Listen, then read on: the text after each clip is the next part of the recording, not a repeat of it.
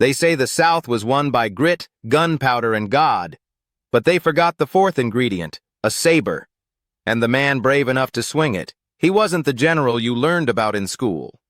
He wasn't the Washington you think of. But on the battlefield, when horses thundered and redcoats charged like a storm, he was the storm, the man they called the Saber of the South. He wasn't meant for war. Born in 1752, trained for the ministry. He should have been preaching sermons, not swinging steel. But when the revolution erupted, he traded his theology books for boots, saddle, and a saber he learned to wield with terrifying precision, quiet confidence, absolute focus. A man who stepped into the saddle as if destiny whispered, "Ride." December 26, 1776. Ice, fog, desperation. The Continental Army had one shot left, and he took it head-on. Charging into Hessian gunfire, he led the assault with a blade in one hand and raw conviction in the other. 2 bullet wounds tore through his hands, but he refused to fall. The Hessians broke first, because when the Saber of the South rode forward, the world made way. Redcoat cavalry called him a phantom, a blur of steel and fury. They trained for battle.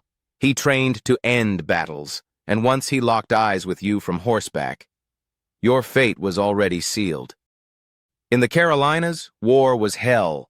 Heat, swamp, disease, ambush, skirmish, nothing but chaos and close-quarters death.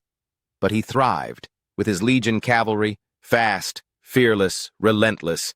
He carved a path through Loyalist strongholds and British detachments alike. Every charge was a signature, every victory, a reminder that the South had teeth.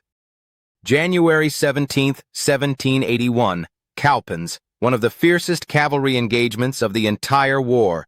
Sabers flashing, horses screaming. The British cavalry charged. But the saber didn't just arrive, he erupted, turning their advance into a disaster in seconds. He met them in a whirlwind of steel, clashing head-on in one of the most legendary duels of the Revolution. His saber shattered British confidence and broke their line. That day he didn't just fight, he tilted the war. They say the Revolution was won by muskets and militia. But the truth, sometimes it was won by one man, one horse, and one burning line of steel cutting through the dark.